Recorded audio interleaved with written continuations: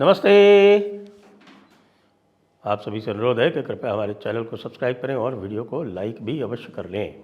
आखिरकार गौतम अडानी और सागर अडानी के विरुद्ध चलाए गए षड्यंत्र का पटाक्षेप हो गया।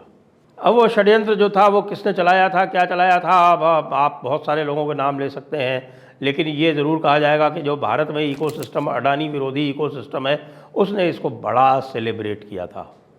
हम ये नहीं जानते कि इसका कोई हस्तक्षेप था अडानी के विरुद्ध क्रिमिनल चार्जेस लाने में, लेकिन उस समय डिपार्टमेंट ऑफ जस्टिस जो था, आप ये देखिए कि ये बात हो रही है जो बाइडेन के अंतिम दिनों की, और उस समय डिपार्टमेंट ऑफ जस्टिस ने क्रिमिनल चार्जेस लगाए थे गौतम अडानी पर और सागर अडानी पर, ये कह के कि उन्होंने जो सोलर पावर के जो आदेश प्राप्त किए भारत में, और सोलर पावर के आदेश प्राप्त करने में उन्होंने ब्राइब्स का और करप्शन का सहारा लिया।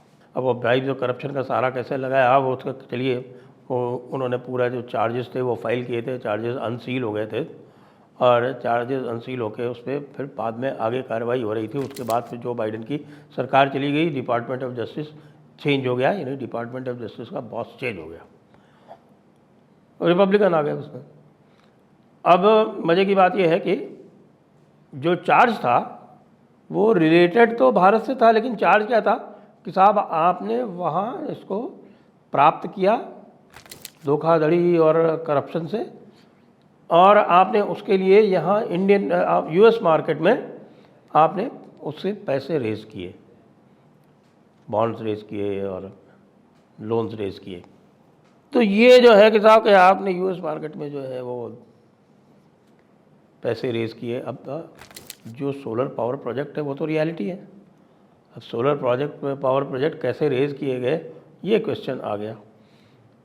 अब डीओजे को इस पर कोई किसी भी प्रकार का कोई एविडेंस नहीं मिला। तो आप जानते हैं 11 अगस्त को इसी डिपार्टमेंट ऑफ जस्टिस ने वहाँ पर ये फाइल किया डिसमिसल ऑफ इंडाइटमेंट। जो चार्ज फाइल करते हैं उसको इंडाइटमेंट बोलते हैं।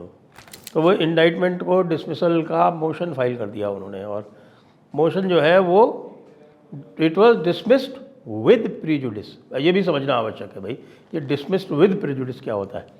डिसमिस्ड विदाउट प्रीजुडिस में तो वो आप कभी भी रीओपन कर सकते हैं चार्जेस, लेकिन जब ये डिसमिस्ड विद प्रीजुडिस होता है तो आप चार्जेस को रीओपन भी नहीं कर सकते।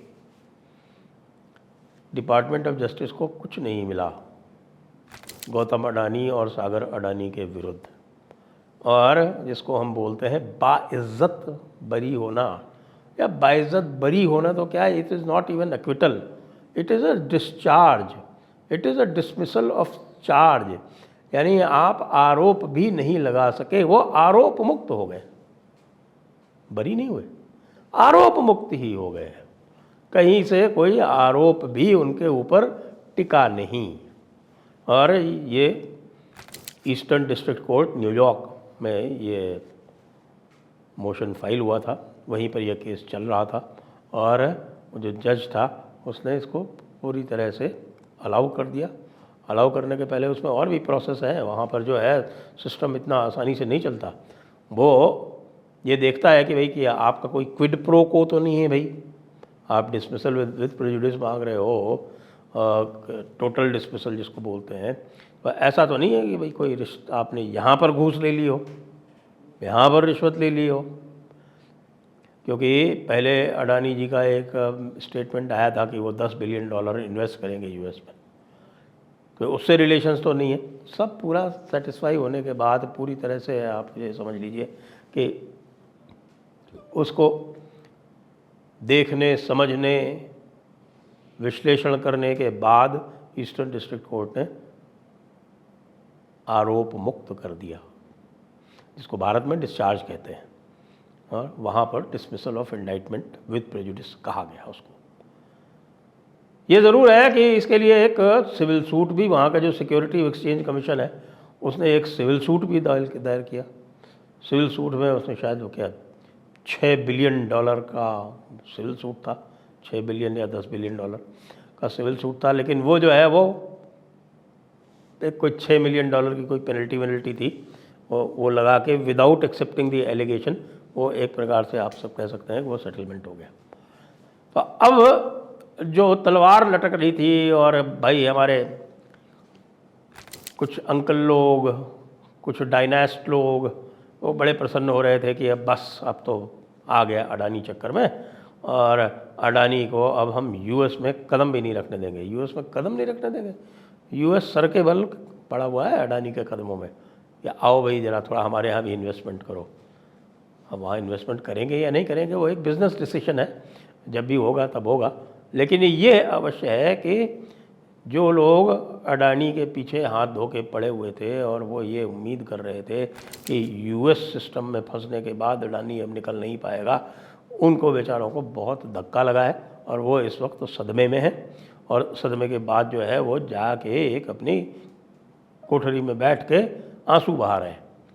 वो कह रहे हैं ये क्या हो गया, ये क्या हो गया, हमें तो भारतीय सिस्टम से कोई वैसे ही उम्मीद नहीं थी। अब देखिए जो है यूएस सिस्टम को भी अडानी ने हिला दिया।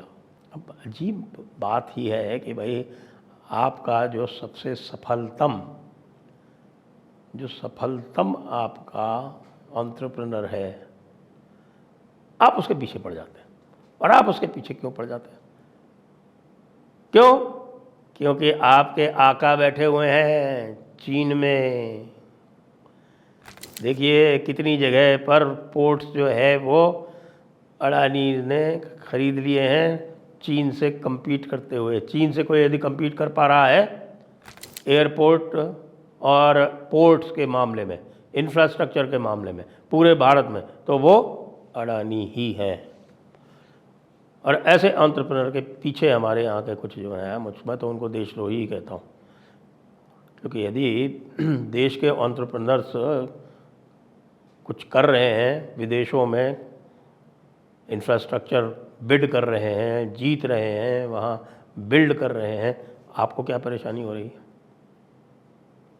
आपको ये परेशानी हो रही है कि भाई अब आप समझ जाइए, मैं ज़्यादा और खोल के इसमें नहीं कहना चाहता। लेकिन 100 बात की एक बात कि भाई तुम कितना ही